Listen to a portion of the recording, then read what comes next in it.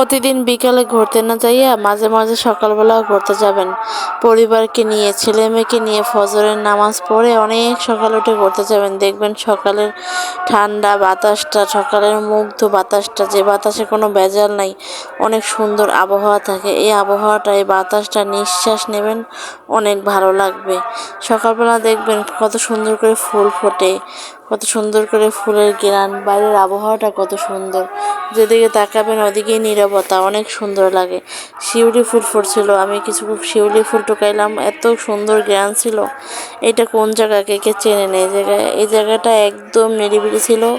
আমি একটা আওয়াজে শুনছিলাম, কোন হুজুরে জানি বলছিল যে সকালবেলার বাহিরের বাতাসটার সাথে নামাজির নিঃশ্বাস মিশে থাকে। বেনামাজিরা তখন ঘুমে থাকে, বেনামাজিদের কোনো নিঃশ্বাস বাহিরের বাতাসের সাথে মেশে না, তাই সকালবেলার আবহাওয়াটা এত সুন্দর।